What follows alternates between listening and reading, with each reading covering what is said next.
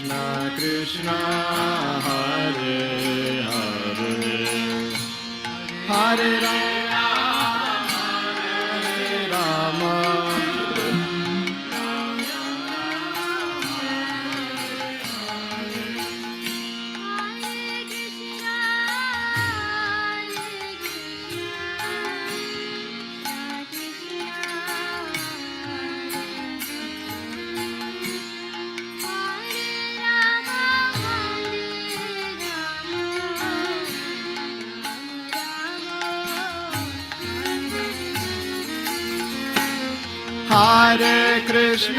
Hare Krishna, Krishna Krishna, Hare Hare, Hare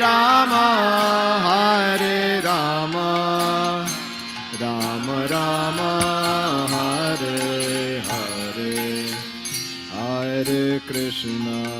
Hare Krishna, Krishna Krishna, Hare Hare, Hare Rama, Rama Rama, Hare Hare, Hare Krishna, Krishna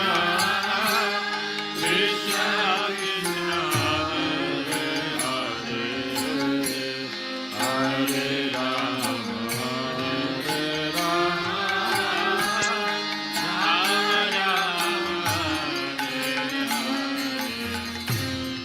Hare Rama, Hare Krishna, Krishna Krishna, Hare Hare, Hare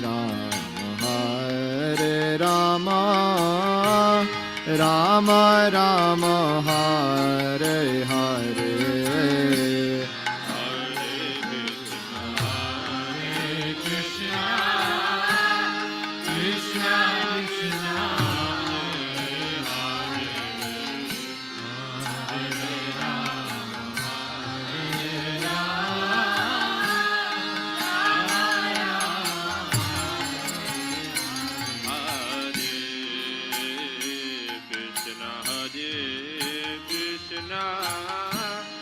Krishna Krishna, Hare Hare, Hare Rama, Rama Rama,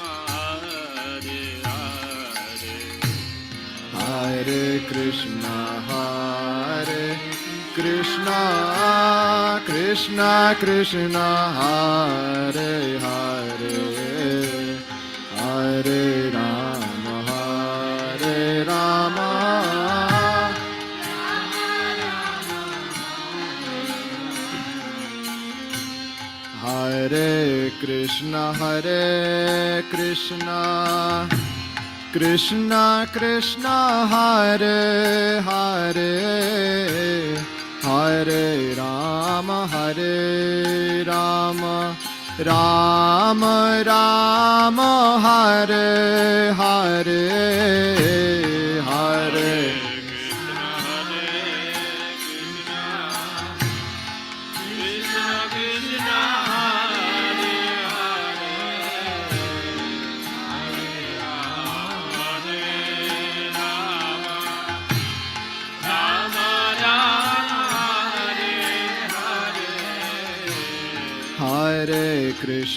Hare Krishna, Krishna Krishna, Hare Hare, Hare Rama, Rama Rama, Hare Hare, Hare Krishna, Krishna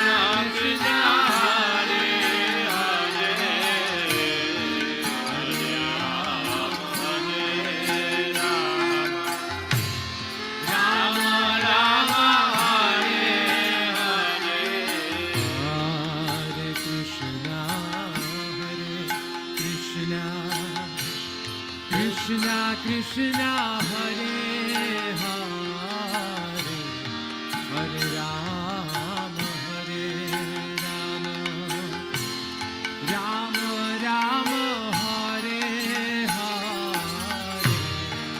Hare Krishna, Krishna Krishna, Hare Hare, Hare Rama, Rama Rama, Hare Hare. Hare Krishna,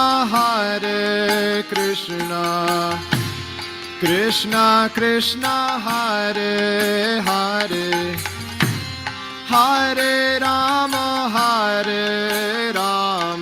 Rama Rama, Hare Hare. Hare Krishna,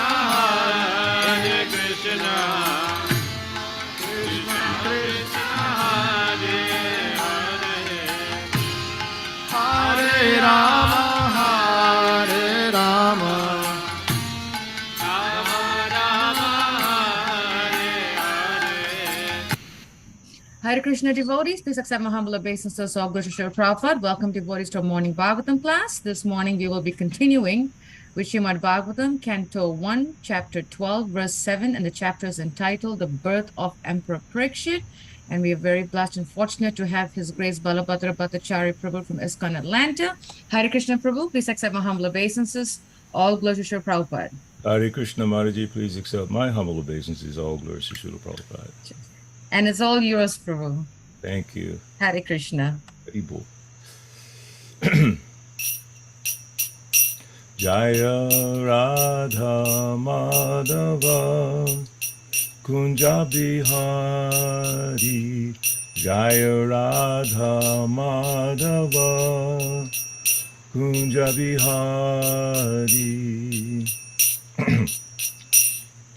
Gopi Jana Vallabha Giri Varadhari, Gopi Jana Vallabha Giri Varadhari, Yasoda Nandana Braja Jana Ranjana, Yasoda Nandana Braja Jana Ranjana, Jamuna Tira Vanachari, Jamuna Tira Vanachari, Jaya Radha Madhava Kunja Bihari, Radha Madhava Kunja Bihari, Gopi Jana Vallabha Giri Varadhari,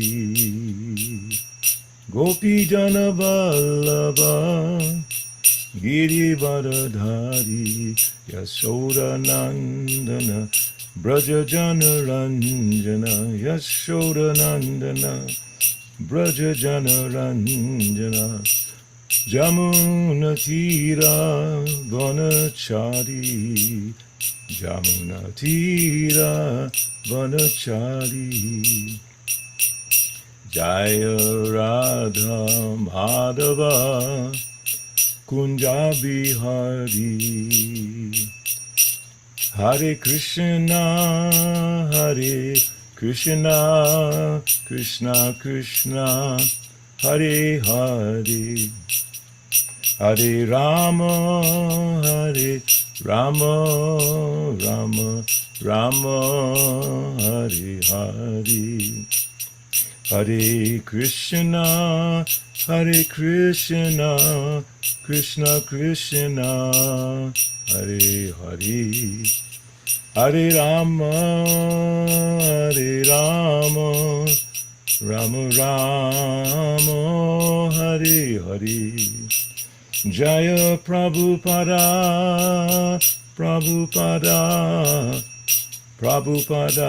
Srila Prabhupada.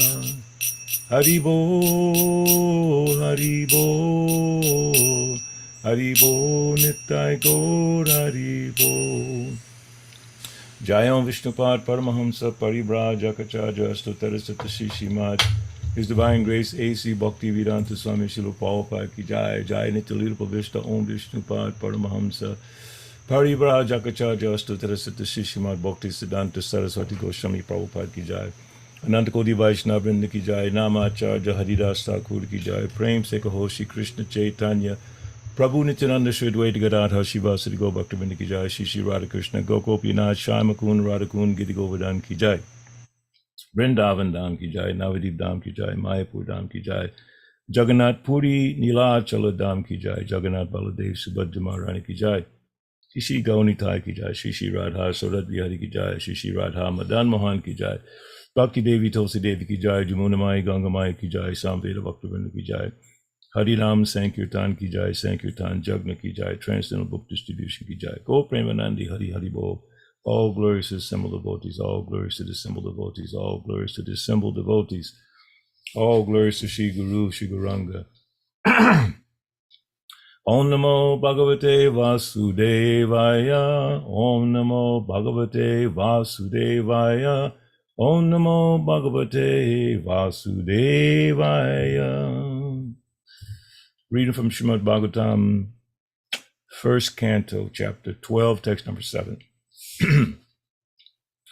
Matur Garbhagato Vira Satada Brigu Nandana Darsha Purusham Kanchid Dhayamano Stratejasa Matur Garbhagato Vira Satada Brigu Nandana Darsha Purusham Kanchit Dhayamano Stratejasa Maturgarbha Gato Vira Satada Brigu Nandana Darsha Purusham Kanchid Dhayamano Stratejasa.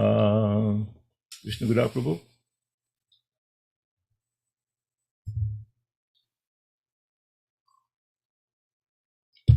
Not hearing you.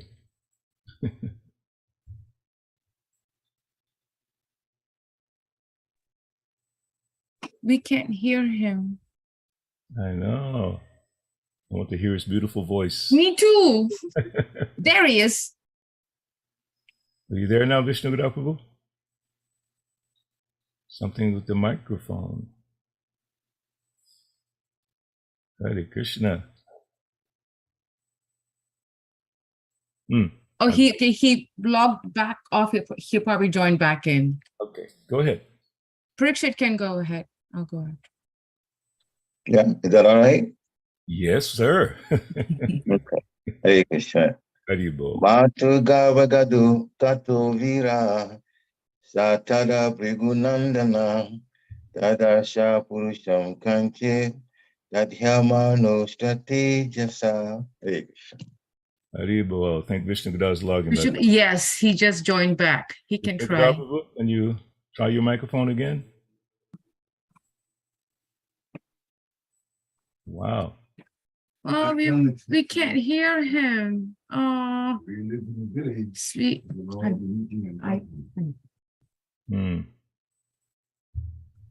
We can't hear him. No. Okay, Anasuya, go ahead. Matur Garbhagato Vira Satada Brigunandana Dadarsha Purusham Kanchid Dhaya Manostrate Jasha. Someone else? One more person. Go ahead, Nitigopal.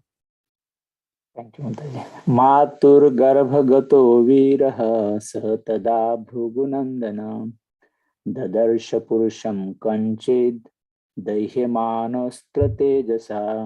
Hare Krishna. Hare Krishna. Word for word, Matu, mother, Garbha, womb, Gata, being situated there. Vira, the great fighter, Sa, child Parikshit. Tada, at that time, Brigu Nandana, O son of Brigu, the Darsha, could see Purusham, the Supreme Lord, Kanchit, as someone else, Dayamana, suffering from being burned, Astra, Brahmastra, Tejasa, temperature. Translation and purport by His Divine Grace A.C. Bhaktivedanta Swami Srila Prabhupada. O son of Brigu, Shonaka, When the child Parikshit, the great fighter, was in the womb of his mother Uttara and was suffering from the burning heat of the Brahmastra thrown by Ashwatthama, he could observe the Supreme Lord coming to him. Purport. Death generally involves remaining in trance for 7 months. A living being, according to his own action, is allowed to enter into the womb of a mother by the vehicle of a father's semen, and thus he develops his desired body. This is the law of birth in specific bodies, according to one's past actions. When he is awake from trance, he feels the inconvenience of being confined within the womb, and thus he wants to come out of it, and sometimes, fortunately, prays to the Lord for such liberation. Maharaj Parikshit, while in the womb of his mother, was struck by the Brahmastra released by Ashwatthama, and he was feeling the burning heat, but because he was a devotee of the Lord at once appeared himself within the womb by his all-powerful energy, and the child could see that someone else had come to save him. Even in that helpless condition, the child Parikshit endured the unbearable temperature due to his being a great fighter by nature. And for this reason, the word Vira has been used. Om Agyanati Mirandasa Jananjanan Salakaya Chakshu Minutamyena Tasmai Shri Gurave Namaha. Jai Shri Krishna Chaitanya Prabhu Nityananda Shri Advaita Gadadhar Shivasadi Gaur Bhaktivinoda. Hare Krishna, Krishna Krishna, Hare Hare, Hare Rama, Rama Rama, Hare Hare. Let me check real quick. Vishnu Prabhu, is your microphone working now? Oh no. Krishna is really testing us this morning. Hare Krishna. Maybe you want to call in on your phone. That might help. Just call directly on it, because I need your assistance here today. Anyway, hopefully he can come on. So I looked at this purport specifically, and I picked out 3 things that I would like to discuss with you all today. And one of the things, I'm still not 100% clear. That's why I really need Vishnu Gadada to weigh in, as well as Anasuya and Parikshit and everyone else. So in the beginning of the purport, Srila Prabhupada talks about death.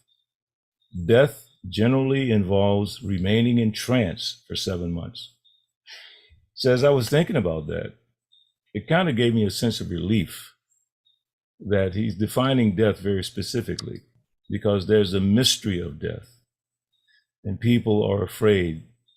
Death and taxes cause the most fear in people's lives, but death is something people don't have any real grasp of, even though it's romanticized in the movies and in music. There's one movie I remember, it's called Death Becomes Her. It's an old movie. Death Becomes Her, because this person died, but they were somehow, their body was still animated. And so they don't have a real idea of what it means. How long is the period of death? Some people think you die and that's it. You're just dead. I remember as a young person, that was one of my meditations. I used that meditation to subdue some of my passions as a young man. And that meditation was, when I die, I want everything to go blank. Now that's similar to the Buddhist idea of the ultimate diminishment or annihilation of the self, and becomes nothing. I had no idea about Buddhism, but that was what I was thinking. Death. Let it happen and let everything stop. Specifically, I wanted the thinking process to stop, because I just thought that, after death, if I have to continue with all this thinking and dealing with people and dealing with issues, I'd rather for it all to stop. Now that means I had no idea about what death really meant. So you could analyze, or you could hear the analyses of many different people from different perspectives, religious and secular, about death, and you'll get all these varied opinions. Here, Srila Prabhupada is very specific, and this is what I like. Death generally involves remaining in trance for 7 months. 2 things: trance and the time frame, 7 months. It's like when a person's in a coma. Sometimes they're in a coma for several years, but there's a particular kind of mind slow down, no thinking, no awareness. At least they say like that. But then this 7 months really fascinated me. Wow. If I have to die and come back, which I hope I don't, well, it's only really 7 months. Then hopefully I'll get another chance to serve Srila Prabhupada in some form or fashion. I mean, some devotee prays, let me become a kukur, a dog in the house of a devotee.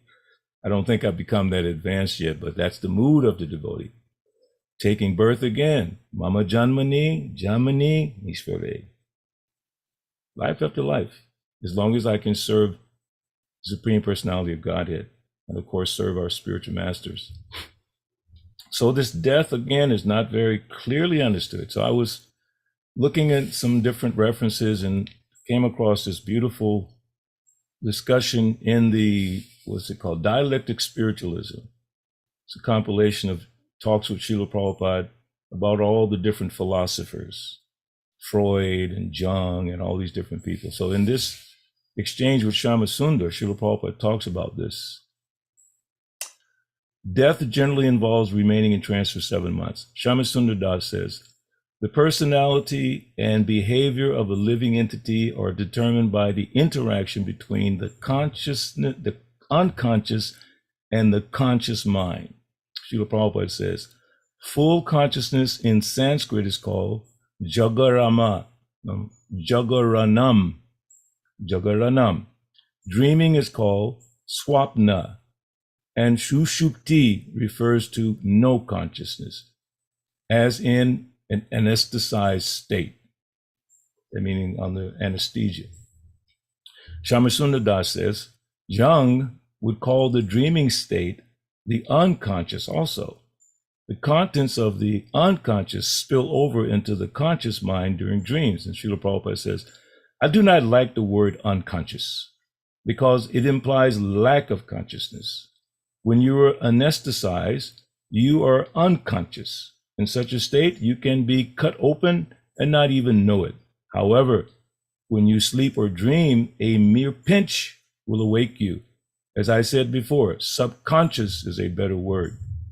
Shyamasundar says, but Jung and Freud use the word unconscious to refer to the subconscious mind that determines our personality. And Srila Prabhupada says, when the living entity is in the womb of the mother, he is unconscious. Death means remaining unconscious for 7 or 9 months. The living entity does not die. He simply remains unconscious for that duration. That is called susupti.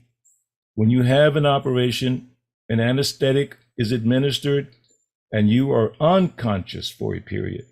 When the anesthetic wears off, you emerge into the dream state. That dream state is actually a state of consciousness. When you dream, the mind works. And we all know that when we dream at night, we think about so many different things. I've always wondered, how did all these people get in my dream? And sometimes I ask the person that I dreamed about, were you aware, dream of me that same thing night before or that night? Where are all these people? Where do they come from?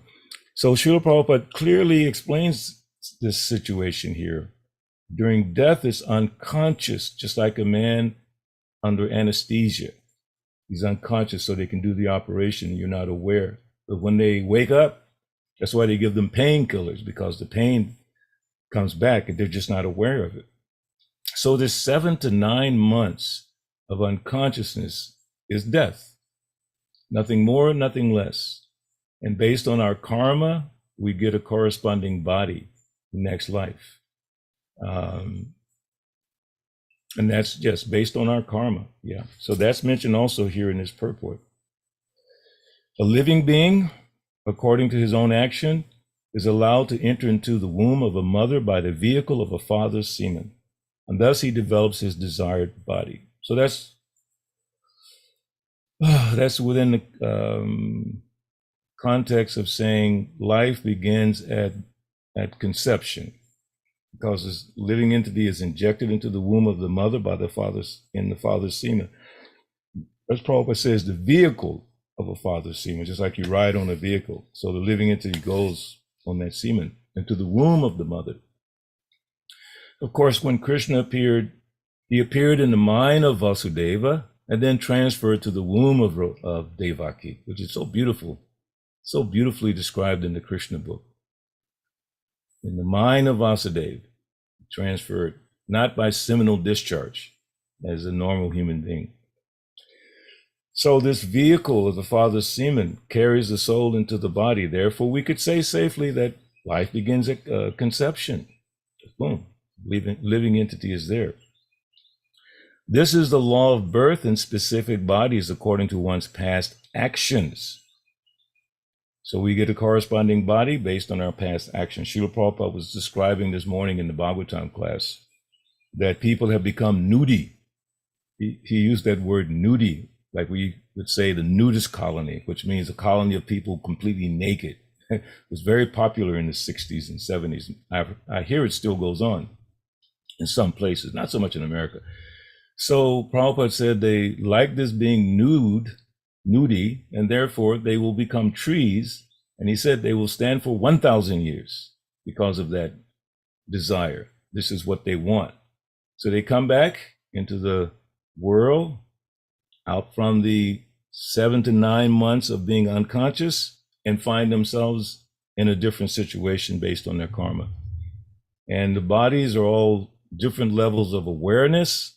So in a tree, they're not so much aware, but although Srila Prabhupada said the plants can also feel pain, this was proven, as he mentioned by, was it Dr. Bose or one of the doctors in India, they proved that this plants have some awareness, some consciousness, but not very developed.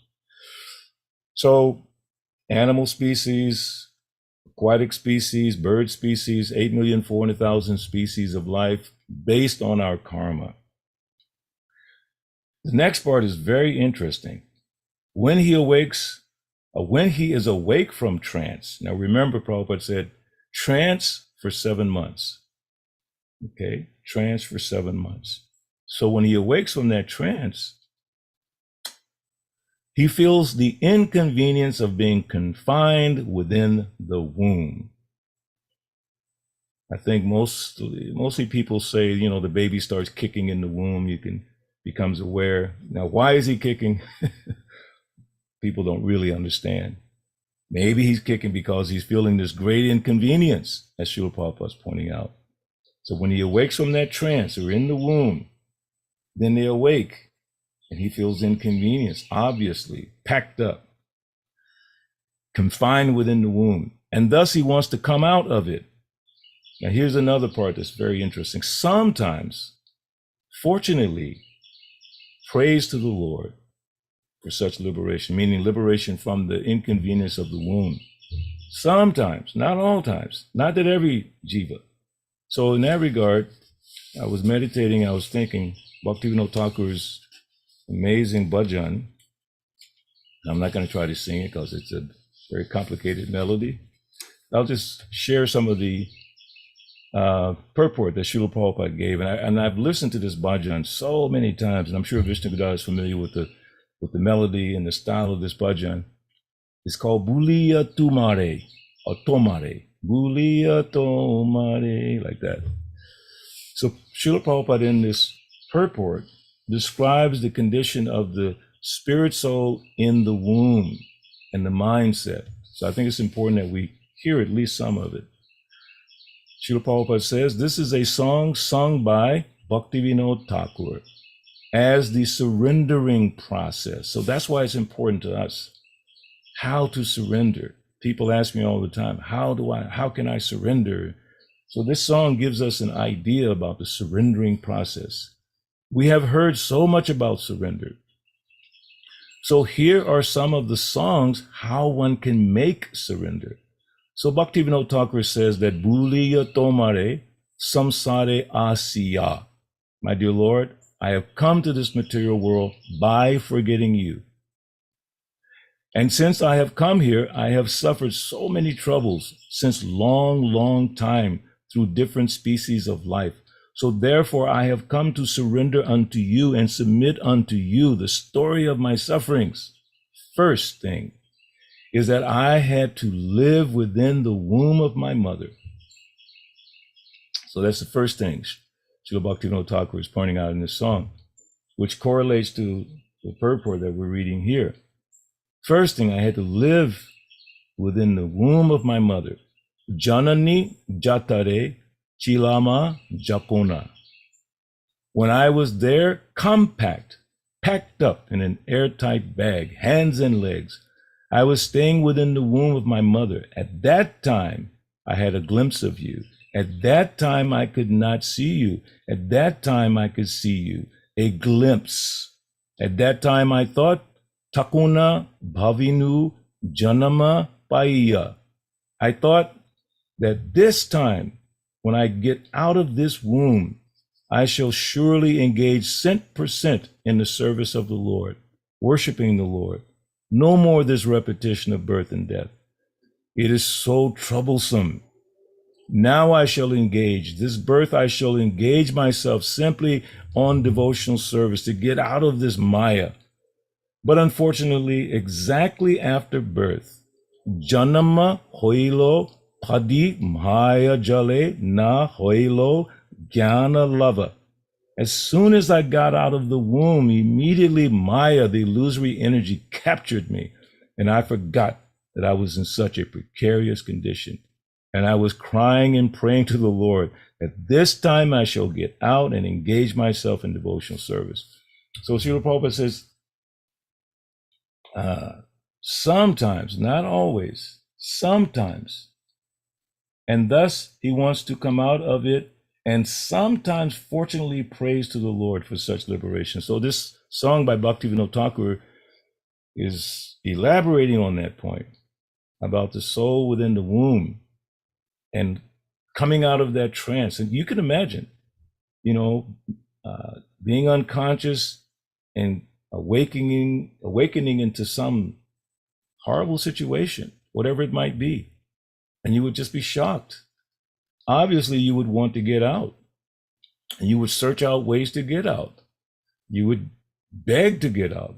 You would probably scream, help, someone please help me. Someone please get me out from this place. There's no food, it's hot, it's horrible, it smells bad. So that is the consciousness of the jiva. Now, whether every jiva is conscious like that, I don't know. We can maybe have some discussion about that. But here is saying sometimes, not all the time. Let me read that again. This is the law of birth in specific bodies according to one's past actions. When he is awake from trance, he feels the inconvenience of being confined within the womb, and thus he wants to come out of it, and sometimes, fortunately, prays. So he feels that inconvenience. Of course, we know in that state, growing from the embryo into the small child. Prabhupada describes that in one place, the actual stages of that progression. So obviously, when they come out of that trance, they're not equipped with knowledge and language and culture. So how much aware and how that awareness affects, well, we know pain is pain. Whether you're an animal or a human being, pain is pain. As Prabhupada says, even the plants, they feel some inconvenience. That's why we try to be careful as we possibly can. So the living entity must be aware to some degree. How much he's aware, we don't know. But sometimes, if he's fortunate or she fortunate, they begin to pray. As the song of Srila Bhaktivinoda Thakur so beautifully describes, the child in the womb praying, my Lord, this time if you let me out, I promise I will not fall into Maya. I will serve you. But Srila Bhaktivinoda Thakur is so smart. He says when they come out, they become captured and forget everything. We all know that. When we came into this world, I don't remember being a baby. I don't remember being a really small child. I just remember maybe around 5-6 years old and how enamored I was with going to school and new clothes and friends and all of that. Of course, totally forgetting anything about spiritual life, just sense gratification. So Srila Bhaktivinoda Thakur is giving that idea. Then later in the song, because throughout the song, Srila Prabhupada is describing that process of growing up and becoming caught up in family, business, school, sense gratification. We come out, this fortunate soul who prayed to the Lord comes out and then becomes bewildered, enamored by all the lovely things and everyone giving full attention to the baby. So they become more and more enamored, going down that process. And then at the end, Bhaktivinoda Thakur says, now Bhaktivinoda Thakur in his old age, because we all have to come to old age, Kandiya Katara Ati. Now I am seeing that I will have to give up all this arrangement. So you spent your whole life building up this beautiful arrangement. We have so much, some security, we have some place, we have some status in society, even amongst devotees. Be careful of that. Trying to have some status in the society of devotees as an outstanding devotee, whatever it might be. Those things are just distractions for us. We want to be humble servants of the Lord and the Lord's devotees. So now Bhaktivinoda Thakur, in his old age, Kandiya Katara Ati, now I am seeing that I will have to give up all this arrangement. I will have to go away and take another body. Therefore, I do not know what kind of body I'm going to get. Therefore, I'm crying. I'm very much aggrieved. Bardake ekono Bhaktivinod Kandiya Katara Ati. I'm very much aggrieved. Na bhajiya tore dina brita gelog ekon ki. So without worshiping you, without serving you, I've simply wasted my time in this way. I do not know what to do. Therefore, I surrender. So Srila Prabhupada explained in the beginning, this is some of the idea about surrender. So the actual surrendered devotee looks at their life and understands where they've been off and how much time has been wasted. The devotee, serious devotee, does not want to waste even one moment. I'm not that person yet. I'm trying my best to come to that stage, but not wasting one moment not thinking of Krishna. So then the person says, well, how in the world are you going to do that when you have a job and when you have school and you have children? And I said, in all humility and honesty, that none of us have as much responsibility as Arjuna had when Krishna told him what to do, right? Arjuna had to participate in a battle where 640 million people were going to die, including many of his relatives, his teachers, his friends. That's why he was bewildered in the first chapter. And Krishna did not let him off the hook of his particular service as a Kshatriya. And more than that, Krishna wanted him to do it. So finally, Arjuna agreed. Just fight and think of me. Just go to work and think of me. Take care of your children, think of me. Clean the house, think of me. Be with your family and think of me. Be with your friends, think of me. Go on Sankirtan, think of me. All those circumstances that we find ourselves in life, can we do it and think of Krishna? The answer is yes, if we practice. Yes, if we practice. It's like regular attendance in classes on Bhagavatam is a practice. We may not like it. We may not feel comfortable. We may not particularly like a certain speaker. All those kinds of things come in your brain. But nasta prayasa bhadresu nityam bhagavata sevaya. Nityam bhagavata sevaya. It's like regularly doing it, regularly attending it, regularly chanting your rounds with attention and love and all those things. Reading Prabhupada's books. This is a wonderful time now. We only have a few days left before Janmashtami. If you're not doing it, pull out your old Krishna book, dust it off, okay? Read some Krishna pastimes. Prepare your mind to worship and appreciate Krishna before Janmashtami. This is all devotional service in practice. We're not at pure love of God yet. So I love this song by Srila Bhaktivinoda Thakur. But then the last part of the purport, today's purport, it says, Maharaj Parikshit, while in the womb of his mother, was struck by the Brahmastra released by Ashvatthama, and he was feeling the burning heat. Now, with reference to that, this is where beginning of my, I guess, confusion. I couldn't get a grasp on some of this. So I went back and looked at this purport, where it's in the third canto, third chapter, text 17. The embryo of Puru's descendant, begotten by the great hero Abhimanyu in the womb of Uttara, his wife, was burnt by the weapon of the son of Drona. but later he was again protected by the Lord. So listen to this purport. It's very, very important. The embryonic body of Parikshit, which was in formation after Uttara's pregnancy by Abhimanyu, the great hero, was burned by the Brahmastra of Ashwatthama. But a second body was given by the Lord within the womb, and thus the descendant of Puru was saved. So it's saying the first body was burned. It says it here, it was burned by the Brahmastra of Ashwatthama. But a second body was given by the Lord within the womb, and thus the descendant of Puru was saved. So his second body was saved. Let's keep that kind of straight in our mind. This incident is the direct proof that the body and the living entity, the spiritual spark, are different. When the living entity takes shelter in the womb of a woman through the injection of the semen of a man, there is an emulsification of the man's and woman's discharges, and thus a body is formed the size of a pea, gradually developing into a complete body. But if the developing embryo is destroyed in some way or other, the living entity has to take shelter in another body or in the womb of another woman. The particular living entity who was selected to be the descendant of Maharaj Puru or the Pandavas was not an ordinary living entity. And by the superior will of the Lord, he was destined to be the successor to Maharaj Yudhisthira. Therefore, when Ashwatthama destroyed the embryo of Maharaj Parikshit, the Lord, by his own internal potency, entered into the womb of Uttara by his plenary portion, just to give audience to the would-be Maharaj Parikshit, who was in great danger by his appearance within the womb. The Lord encouraged the child and gave him complete protection in a new body by his omnipotency or omnipotency.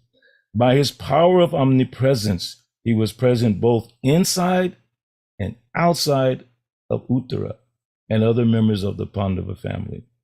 So back again to the purport. So because he was a devotee of the Lord at once appeared. Now here's where I need a little help, okay? So within the Lord is within the heart of every living being, and he goes with the living being wherever the living being goes. So Maharaj Parikshit is there in the womb of Uttara. So my understanding would be that the super soul is already there because he travels with the living being. Where I'm a little confused is that the Lord entered the womb. So I'm trying to understand, was he already there as a super soul? Because here in the purport, this is another interesting point. But because he was a devotee of the Lord at once appeared himself. The Lord himself appeared, just like with Draupadi. When she was trying to hang on to her sari, the Lord himself appeared. Or in the battlefield of Kurukshetra, he's there personally. Of course, he never left Vrindavan. He remained in Vrindavan in the minds and the hearts of the devotees there. That's a different manifestation of the Lord. I believe it's called the Bhava manifestation of the Lord. So here is saying the Lord himself within the womb by his all-powerful energy, and the child could see that someone else had come to save him. That's an interesting turn of phrase. He could see that someone else. Who is that someone else has come? So I'm just trying to understand if the super soul was already there and the Lord himself, because the super soul is an expansion of the Lord himself came into the womb along with the super soul. That's the part I want to have a little discussion, get some feedback from all of you. So let me finish the purport real quick. Even in that helpless condition, the child Parikshit endured the unbearable temperature due to his being a great fighter by nature. So that's also interesting to me, that he's recognized as a great fighter in the womb. That's his nature. So his nature is already there before he's even born. And Srila Prabhupada says that's the reason for the word Vida. That's why it's been used, great fighter. Even within the womb, the tendency was already there. It just had to have an opportunity to grow or to flourish when he came out of the womb. So I want to stop there and see if anyone has any thoughts they would like to share on this point. Again, I'm putting to all of you this point that I'm not 100% clear on, whether the super soul was already there with Parikshit Maharaj in the womb and the Lord himself entered within the womb and protected him. Of course, we know the first embryonic body was destroyed. The Lord gave him a second body, and that's the one that was seeing the Lord, and that's the one that was liberated. That body, same person, same soul, different body within the same womb, which is very interesting as well. So any thought? Vishnu, did you get your microphone working? Oh no. I'm being tortured today by not having Vishnu Gada's voice there. Oh, Krishna. We all are. We I just want to know. hear. Krishna. What about you, Anasuya? Any? Actually, I was going to ask Vishnu. Oh, wait, Prashit has something to say. Go Yes, ahead. Parikshit, go ahead. Hare Krishna. Hare Krishna. Patience, so much. Thank you, Sukhmani. I actually don't have a suggestion yet. I have also another question listening to what you were saying. Sure. That the Maharaj pictured is in the womb. Let's talk about the first body, because now we know he got a second body. First one was destroyed. The first body, so the soul, Maharaj pictures in the womb. And you said the super soul is also there. And my question is, because we're asking when the Lord came in, then how so if the super soul is already there? And so my question is, so when the person takes birth, generally, when the soul is in the womb, is the super soul immediately there? Yeah, see, you and I are trying to understand.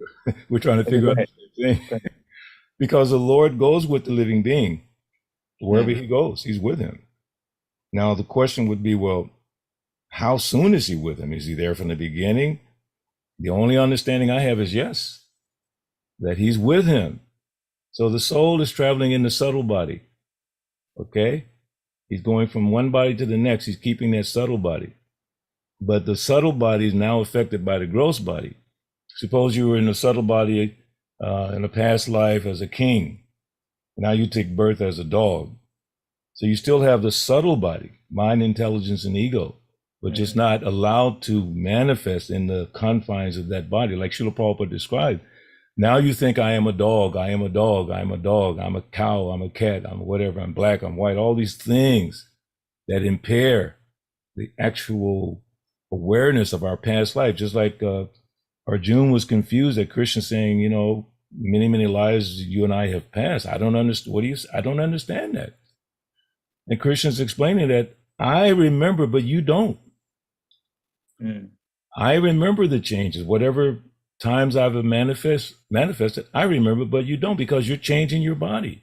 So the moment you change your body, now you change your whole view of the world based on your designative disqualification. I like the way Srila Prabhupada says it. Designative disqualification. That means your body is a disqualification until we become Krishna conscious. Then that's a different story. So all of this I am business. I am a man, I am a woman, I am black, I am white, I am Indian, I'm American. All that stuff is dangerous to the progression of spiritual life. So exactly when the Lord as a super soul comes in contact with the jiva, from my understanding, he's always there. He's in the heart of every living being. So this heart in the body, is that the heart that's being spoken of? Because the living being is not the body.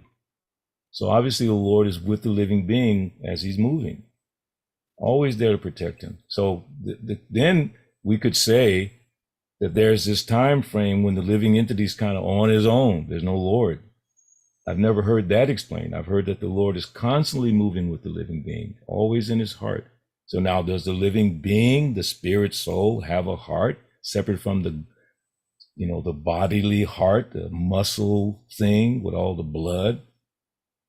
We could also explore that a little bit. I don't have a reference right now, but I'll look at that a little bit more closely. So from my understanding, the living entity, the Lord is with him in his heart. Okay. And it also says the living being and the super soul are in the region of this heart, the physical material heart, in the region. But it also says the Lord is in the heart of the living being. And not only the heart of the living being, but in every atom. He's there, guiding the living being. So Parikshit Prabhu, that's what I would understand, that he's with the living entity always. There's never a time when he's not there. So my confusion was when it says the Lord personally entered that womb. So was that the super soul, or was the Lord as himself? I'm just not 100% clear. So thank you for that. Okay, Anyone else? Hare Krishna, Prabhuji. Dandot Pranam. Yeah, Not sure. Hare Krishna, all glories to the Prabhupada. That's the Prabhupada. So when we understand the Lord is in the heart, he's in Shirodakshai form. Yes. In everybody's heart. We have three, like Garbhodakshai, Karandakshay, and Shirodakshai. Yes. So every living entity inside, as a super soul, he's in the form of Shirodakshai. But in this case, when Lord went in the womb of Uttara to protect Parikshit Maharaj, he himself went as a Krishna form, because he was present there as a Krishna. So Krishna form and Shirodakshai form, these two forms were there. That was, I'm thinking, I'm not sure it's correct or not. No, I'm glad you're thinking. I love it. I mean, that's the whole, see, this is kind of like Ishtagosti. And what Ishtagosti really means, as Srila Prabhupada defines it, devotees study authorized shastras, and then they come together and share, compare, enhance, and help each other to understand even deeper. Because here's a mistake that we make sometimes.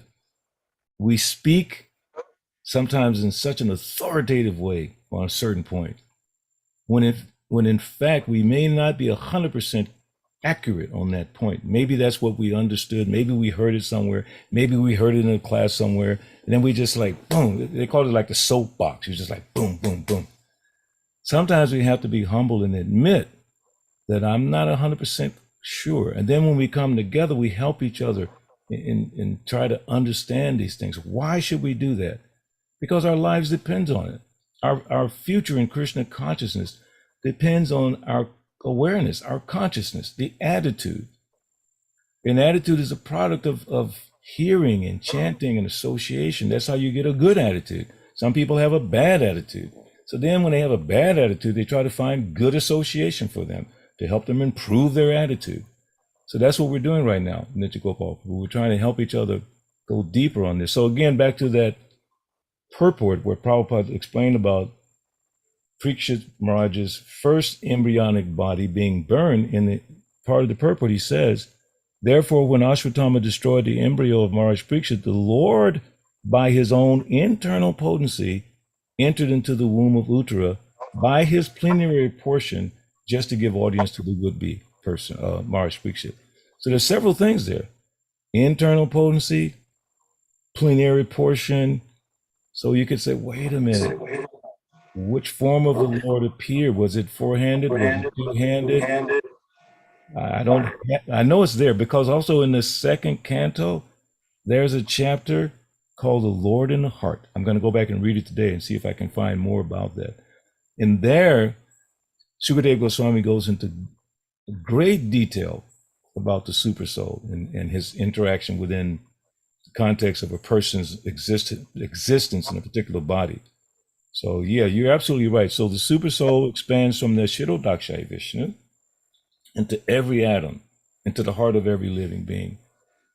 But how did he manifest himself before Parikshit? I believe it's there. I just don't remember right now how it's described, what he saw, how he saw the Lord. It's actually described. Maybe some of you might know that, how he saw the Lord. And then when he came out from the womb, that's why he's called Parikshit, I believe, as the examiner. He's looking to see that Lord again. Where is that Lord that I saw in the womb? Which is beautiful. It's really nice. Now, I didn't see the Lord in the womb. Maybe some of you did, but I definitely did not. Parikshit, you had a point? Hare Krishna. Whoa. So, except I whole business is going shit about. But so from what you're saying, then let's just go to the beginning when Maharaj Parikshit was in his first body.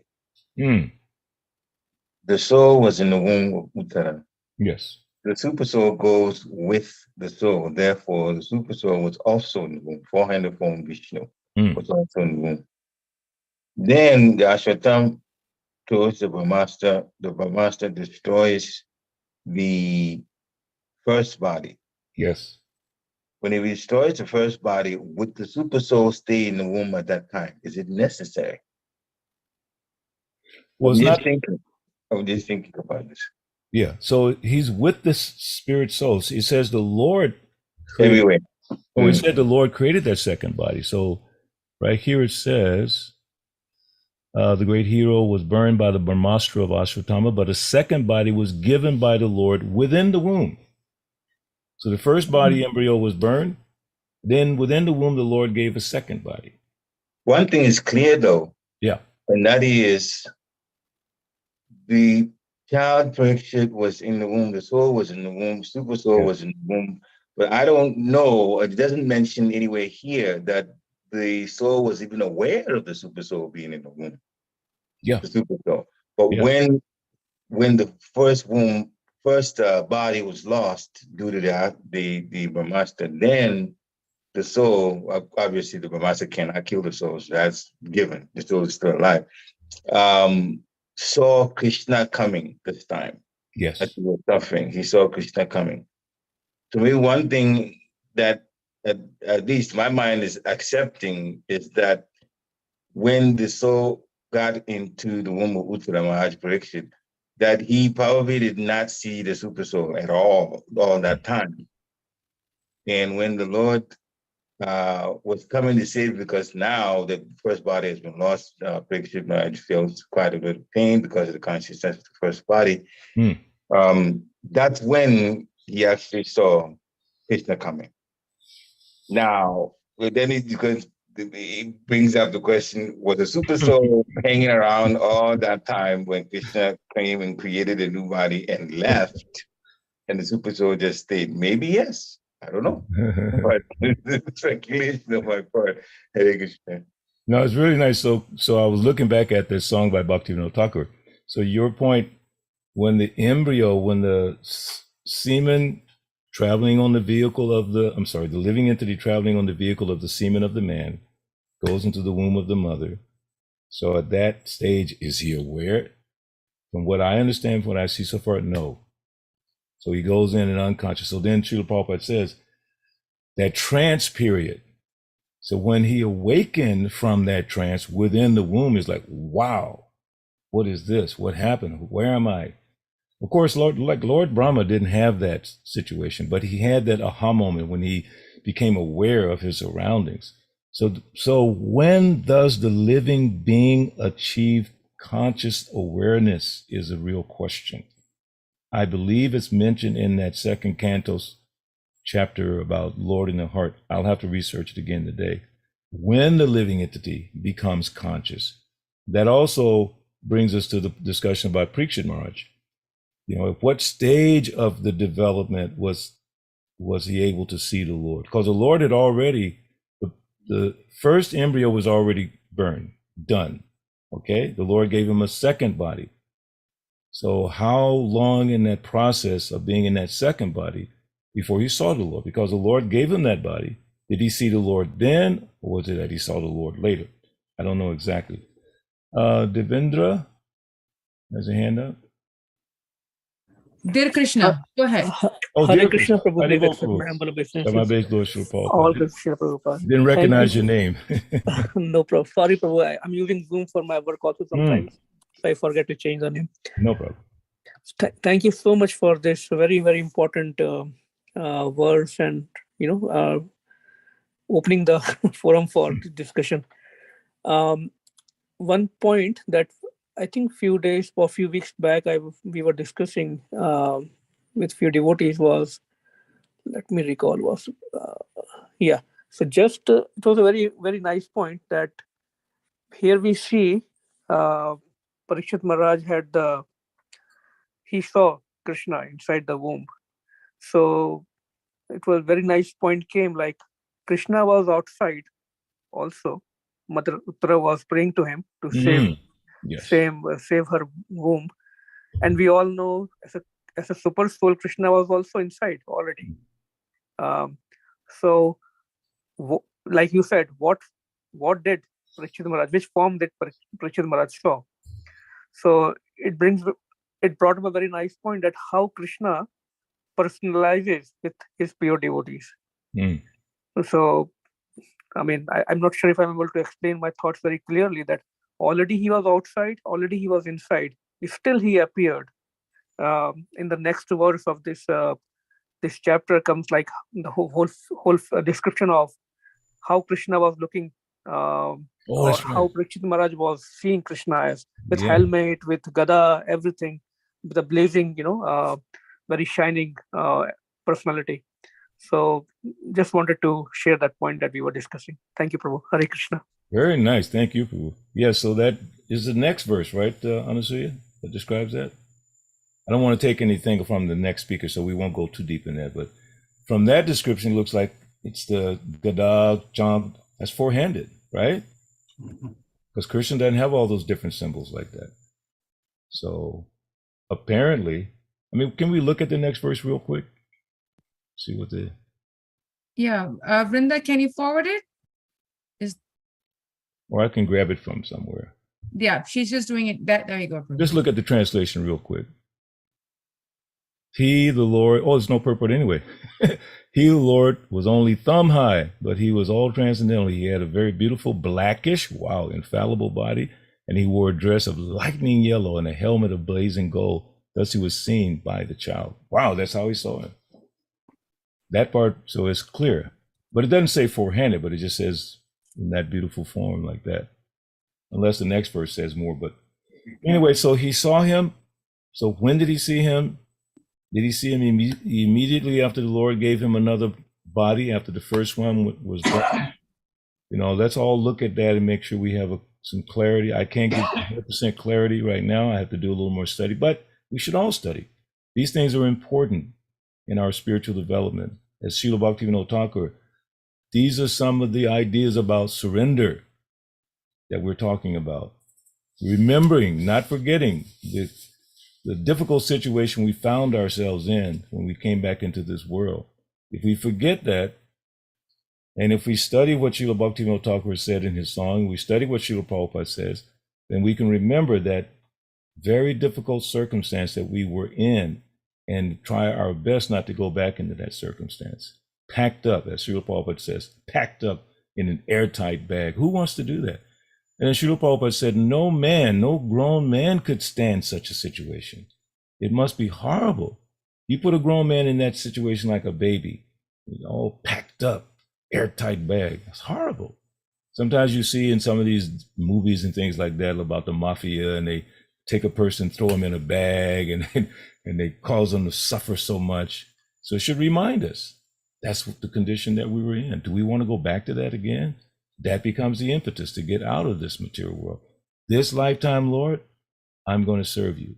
Now, right now, we might be 60 years old, 70 years old, 20 years old, Kumara Acharya Pragya, 5 years old, doesn't matter. But whatever moment we realize the precarious position we were in and that we are in, how is it that we were in the womb? That was a precarious condition. What do you mean now is precarious? Yeah, because any moment we could die. Like a water on a lotus leaf, any moment could be finished.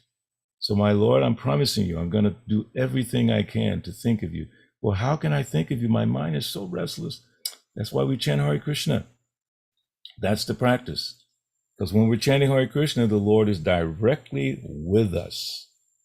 No question, he's directly with us. So if we that's the best association you can imagine.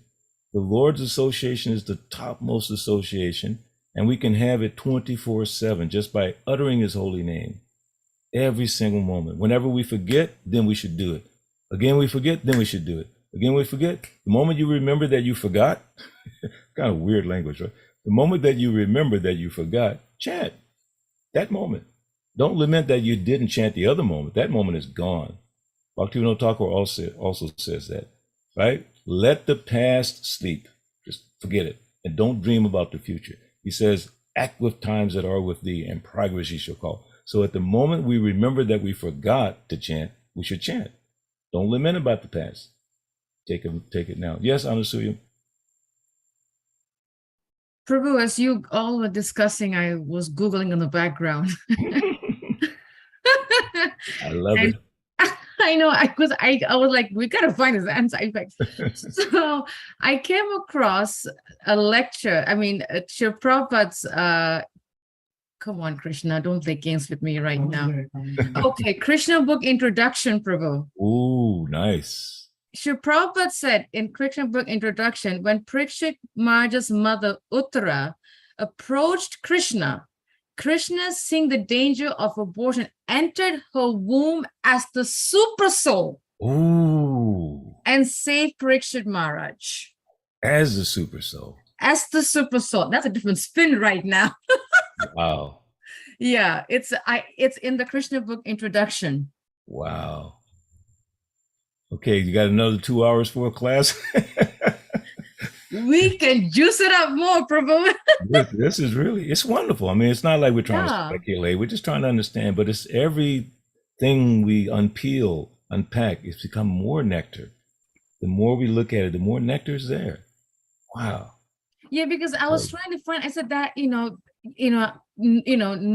well, sure, Prophet, what the little that I've seen in his transcription, like he says some things, he doesn't say something there. So I was Googling and I said, no, and so, yeah, he said that Krishna, seeing the danger of abortion, entered her womb as the super soul and saved Maharaj Parikshit. Yeah. And Maharaj Parikshit's other name is Vishnu Rata. Vishnu Rata, yes. Because he was saved by Lord Vishnu himself. Wow. Now, so because he was saved by Lord Vishnu himself while still within the womb. So this is what Srila Prabhupada is saying in the Krishna Book introduction, that the Lord entered the womb as the super soul. Wow. That is amazing, huh? So then Preacher's question, in my observation, being, well, was the super soul already there, or does the super soul go with the living entity immediately into the womb? At which point does the super soul come? Still a little bit, we have to figure that out a little bit more. But in this case, as you said, Prabhupada says in the introduction to the Krishna book, the Lord entered the womb as a super soul. So my question, well, Vishwakata Prabhu is online with his emails. I'm hoping, I don't know whether he can't speak, he has only a video. So I'm just wondering so a question that is coming in my mind is that since Krishna entered the womb as a super soul, and like you were reading, Prabhu, where were you reading about the second body? That's very interesting. Yeah, that's from the third canto, third chapter, text 17. 3:17. So then my question, Prabhu, is because we know that the super soul is existing in this body of the soul, like the living entity from the beginning.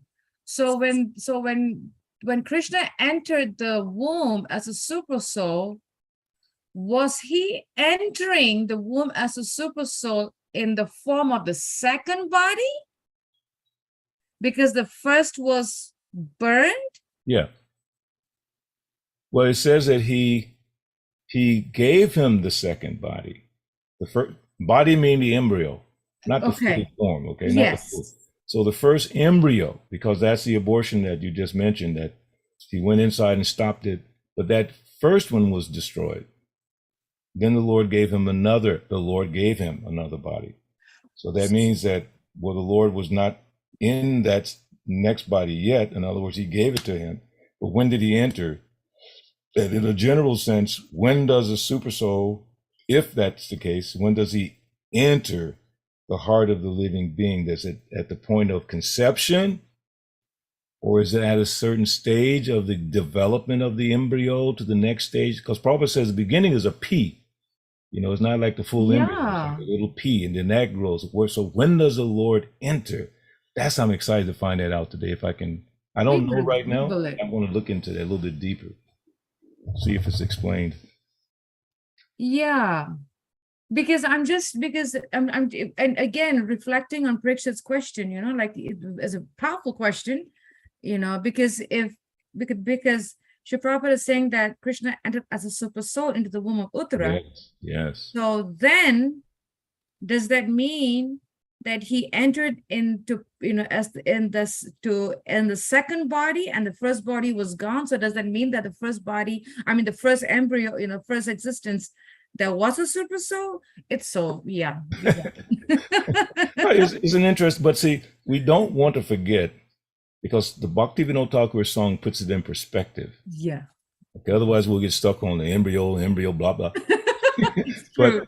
Bhaktivinoda Thakur puts it in perspective that the living being at some point is conscious, he becomes aware. And in the purport of today's verse, Prabhupada mentioned 7 months in trance. When you come out of that trance, it becomes uncomfortable. So there's a whole sequence of things that happen. So Bhaktivinoda Thakur is telling us that don't do that again. I prayed to the Lord. I was, like Prabhupada said in the purport today, sometimes a living entity prays, not all the time. So Bhaktivinoda Thakur is explaining even more. I prayed in the womb, if I get out, when you let me out, liberation, I promise to serve you. So what we should take away from today's discussion is that was a horrible situation. Okay, whatever, whoever you were, doesn't matter who you were, king's son, doesn't matter, Kshatriya, that was a horrible situation, even for Parikshit Maharaj, right? It's not a nice situation. Prabhupada said that because he was a Kshatriya by nature and devotee, he was able to tolerate that. But we don't want to go back there again. So that's a real message. And we're just trying to get a little clarity on the sequence, if there is such. Sometimes Prabhupada would say, don't worry about that. Just chant Hare Krishna. I've heard that many times too. So don't stretch So our brain too much.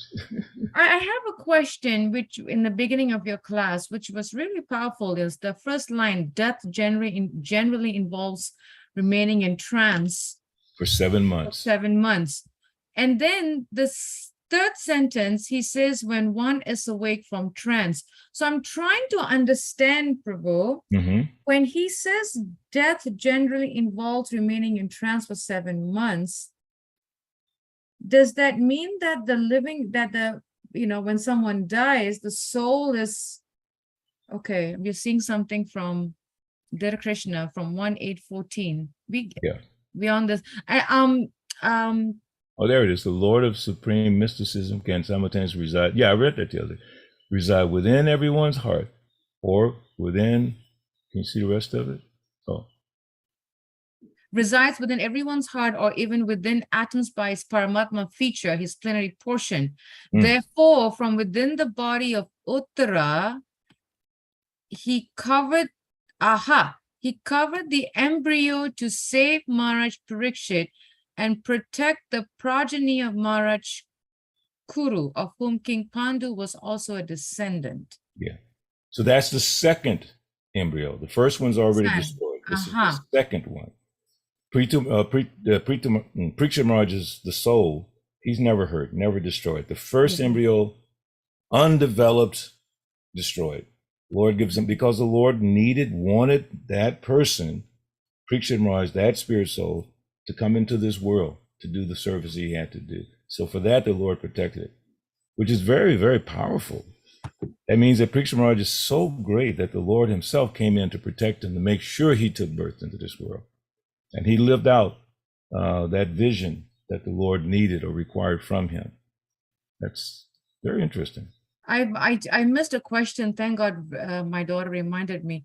Prabhu, that's a question, a comment from Colby. He says, Hare Krishna, Prabhu, please accept my humble obeisances. If one can remember this period of time after death, perhaps in the womb, are they meant to share this experience with others as proof of incarnation? Yeah, good question. This must certainly be a special kind of mercy given by the Lord. What should one do remembering this experience? First, you have to confirm it. Because people claim to remember certain things. And there's many movies and documentaries about a person remembering their past life, taking a person like a little child, taking people to the village that they grew up in, another place, another country, another time, and all that. So whether all those things are true or not, I can't say 100%. So to your point, Dr. Colby, in other words, if someone's remembering those things, should they share or explain that to others? That's actually happening. Some people are doing that. Again, my point is it needs to be confirmed, because a lot of times people, have a visualization or thought or remembrance, which could or could not be true. And it turns into a philosophy, turns into a following, turns into a whole culture. And then eventually that's proven to be not correct. So we just have to be careful. Now, Srila Prabhupada, he says, he didn't talk about his life in the womb. He talked about sitting in the lap, I believe, of his auntie as a baby, looking up. He could remember that. I don't remember being a baby. I mean, some of you might, but I don't. Prabhupada said that he could remember as a baby in the lap of his auntie looking up. Beyond that, in the womb, I've never heard, oh, well, wait a minute. Srila Bhaktivinoda Thakur just described it in his song. He just described that situation in his song, right? As himself being the child in the womb. First thing is that I had to live within the womb of my mother. When I was there, compact, packed up in an airtight bag, hands and legs, I was staying within the womb of my mother. At that time, I had a glimpse of you. So he's remembering. So, Dr. Colby, this is interesting. This song is exactly what you're saying. Srila Bhaktivinoda Thakur remembered, and he put it in a song that we now are reading decades later. These meditations of the pure devotees are not like, I'm a songwriter, and Preacher also is a songwriter. We can write a song about, hey, whatever, the moon shines bright and the stars in the night, and I love you, baby, till the end of our life. All kinds of crazy songs. I mean, there are hundreds of thousands of songs. This is not just a song. Bhaktivinoda Thakur is not just making some, poetic thing. He's describing reality. So I would say, yes, what you said is correct. And Bhaktivinoda Thakur is a prime example of that, describing a life within the womb, his own life. He didn't say, he didn't preface this by saying, I'm going to tell you what I saw in the womb. He's just describing what he saw in the womb in a poetic way, in a beautiful, beautiful song. So you can look this song up on any like, what's it called? Krishna something. You can pick all the songs. And this one is called Bhuliya Tomare. Bhuliya Tomare. Tomare. Bhuliya Tomare. If you can put it in the chat box, it'll be nice. Bhuliya Tomare is by Bhaktivinoda Thakur.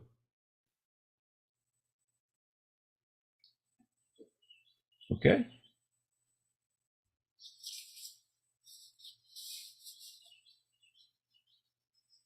Yeah, that's it. Bhuliya Tomare. Beautiful.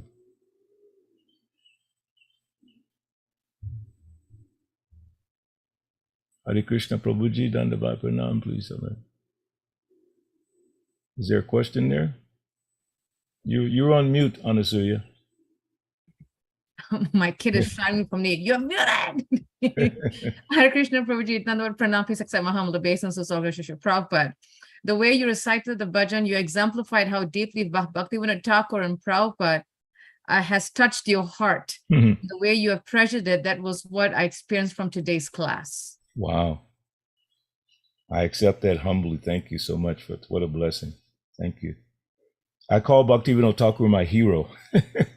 When I was in Mayapur one year, and Jabba Thakur is so funny. He has a way of pulling you in, putting you on the spot, and I do that same thing. So we're sitting at Bhaktivinoda Thakur's house in the nice samadhi of Gorkishore Das Babaji, I believe. Anyway, so we're sitting there. And then Jabba Thakur Maharaj is describing all this and that, and he said this, that, and from all over the world, devotees have come, and all the way from Atlanta, one devotee has come, Balabhadra Bhattacharya Das. What? So he wanted me to speak at Bhaktivinoda Thakur's house. My mind was like, but Bhaktivinoda Thakur is my hero. So that's what I described. He's my hero. Why is that? Because as a Grihasta, so much responsibility. He was able to write all these bhajans and songs and preaching. If you look at his daily schedule, it's incredible what his schedule was. He was a magistrate, but he would get up early in the morning and for hours do his bhajan, his chanting, and then for hours he would write, and then for hours he would work and took little prashad. Amazing. So this song is his emotional outpouring of his own life. And you read his songs, beginning with Udilo Adonapura Babaji, Dwijamani Gora Amani Jage, Tatai Tatai Bajiloko, Gana Gana Jani Tahi Janjeraro. He's describing the early morning and going out in the early morning and spreading the glories of the Lord. Lord Gauranga is going out and he's singing. He's asking the people, you know, in the other song, he says, Jeev Jago, go to Chanabole. Wake up, sleeping souls. Wake up. How long will you sleep in the lap of the witch called Maya? So Bhaktivinoda Thakur's songs are his personal experiences. And he almost like condemns himself for being caught up in the material world until he realized that everything belonged to Krishna. He said, even my house, my family, I want to give it up. But then I realized it's not my family. It's not my house. It's Krishna's house, Krishna's family. Then I'm no problem. So if you study Srila Bhaktivinoda Thakur's emotional portrayals in his songs, it will give you so much hope. It's so powerful. Hare Krishna.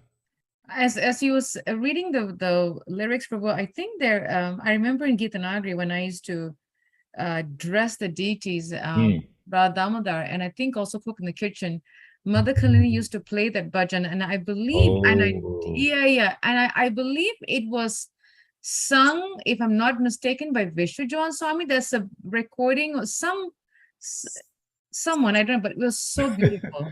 Well, normally it's sung by Srila Prabhupada. I'm not sure. Probably Srila Prabhupada, I guess, but that word tatai rang. Oh no, that's Udilo Aruna. Udilo Aruna Pura Babaji. That song, I remember in Atlanta, we sang it every morning after Mangalarti, because that's the time. Oh, one small pastime in Mayapur, and I was thinking of that bhajan, Udilo Aruna. Srila Prabhupada, this is when he was there in 1976, and it was so hot going out on parikram. So Prabhupada himself ordered that the devotees go out this Udilo early in the morning. And I remember coming out of the Mayapur gate, taking a right, going down for Lord Chaitanya's Jamastan, you know, birthplace. And myself and one godbrother were saying, oh my God, this is that song. Because it was just at the crack of dawn and we're going down Bhaktisiddhanta Road. It's like Udilo Adano Puraba. It's amazing. That's what Bhaktivinoda Thakur is talking about. And all the townsfolks and all the people were coming out of their huts and houses, and it was like amazing. It reminded me of that song. So yes. Anyway, Bhaktivinoda Thakur is a great asset to our spiritual development. Please let us all take advantage of his association through his writings and songs. One of his bhajans that I like, I don't hear it so much, but at least when we were in Gitanagari was Vibhavari Sesha. Oh, yes. Like that quite a bit. Right after Mangalos, it was such a beautiful bhajan. I really like that. Go ahead. Yes. Question by Colby. How are the claims of afterlife or after death experiences confined or dismissed? Confirmed or dismissed? Confirmed, sorry. Okay, yeah. Or dismissed. I would not want to embarrass any person that says that's what they've experienced. I would listen. Personally, what I would do is listen very carefully. Whether I can confirm it, I'm not a mystic that I can really look into that person's heart and mind and confirm that what they're saying is actually true. So I would not want to discourage them mentally. I would try to tie or connect their awakening, which is really what it is. These people have like an awakening. They have these aha moments about things. So I would try to tie that, connect that to something in Shastra, something in Prabhupada's statements, something from these acharyas like that. I would not discourage them because it is a real thing. It does happen. As I just said, Srila Bhaktivinoda Thakur just described himself doing it. So the possibility is there that it can be done by who? By someone who's very fortunate. So am I the only person fortunate because I met Srila Prabhupada? Or are you the only fortunate person because you're chanting Hare Krishna? No. Prabhupada just said in class this morning, Veda means any book that describes the glories of God, not just India. When we say Veda, he said any book.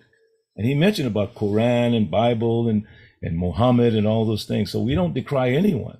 We listen. Shravanam means hearing about Krishna, but also being attentive. You're not, how do you understand a person if you don't even hear them? You're just ready to, to drill into them your thoughts. Don't do that so quickly. Just listen to see what they're saying. And if what they're saying makes some sense, then you bring them. I'll give you a quick example. There's a lady in Atlanta.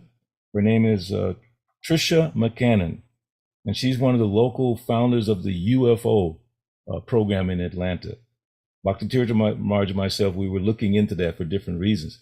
So I got to know this lady. I went to a couple of their lectures because I knew that they were talking about extraterrestrials. The demigods are extraterrestrials. Come on, people.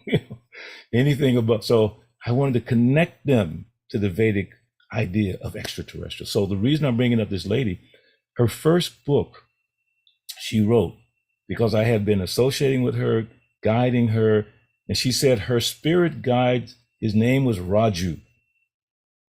And then when I showed her the picture of Garuda, she freaked out. She said, that's my spirit guide. Because Garuda has a bird head and all, she said, that's my spirit guide. So she was so awakened by that. In her book, she wrote specially, and Balabhadra showed me my spirit guide. Why? Because I showed her Garuda. I didn't challenge her and say, you're just a bogus UFO nutcase. I listened, then I connected. And then Sadhaputta, bless his transcendental heart, I brought him to Atlanta one year to give a lecture to the UFO Society. He was only supposed to speak for 45 minutes. 3 hours later, they let him go. And all he did was show pictures from the Bhagavatam and explain. He connected what they were believing to the Bhagavatam. Everything, they were like blown away. So that's my advice always. Listen first, see how you can connect it to what you know in Krishna consciousness, which necessitates you and I really reading these books carefully so we can have things in our minds and our hearts, but then have that compassion on the person. Never condemn. Like you said, to confirm. Okay, I just want to confirm that they have some truth, and then connect that to a higher truth, and then try to bring them closer. Like Sridhananda Maharaj explained one time that if a person has faith, and then you try to defeat them, I'm not saying that that was an intention, but you try to defeat a person's faith, but you don't bring them to Krishna consciousness. So suppose you successfully defeat what they believe, but you don't bring them to Krishna consciousness. Now you just took away whatever little faith they had because you destroyed it, you defeated it. Now they have nothing. The goal is to bring them to Krishna consciousness. So that should be your intention. How can I elevate, lift up, appreciate, bring people closer to Krishna? Hare Krishna. Thank you so much, Prabhu, for such a interactive, enlivening class. It's so nice to, have such nice discussion. You got us awake for sure. I know you got me awake and got us into talking, And But I feel bad that Vishnu Gadal wasn't there. I was about to say the same thing. Is like, in fact, my first daughter was sending me a text and she says, and she gave this crying emoji. We don't have it. She got it from the school. It's so sad because we really relish when the both of you especially come on. It's like mercy, mercy, mercy. So thank you so much, Prabhu, for this wonderful class, and thanks to the devotee for really joining us and making this class even more lively with so much discussion and food for thought and cracking our heads and having us research and really as we were discussing, I was really thinking how fortunate we are to actually have the Lord's association through Bhagavatam. Every morning. So nice. And want to remind devotees again for tomorrow morning's class. So please do join us. And if there's no other comments, Vanchakrapativyascha, Kripasinabhya, Patitanam Pavanebhyo, Vaishnavebhyo Namo Namaha, Srila Prabhupada Ki Jai. Thank you. Haribol Parikshit. We'll see you soon. Thank you. Hare Krishna. Hare Hare Krishna, Nitya Gopal. I'll call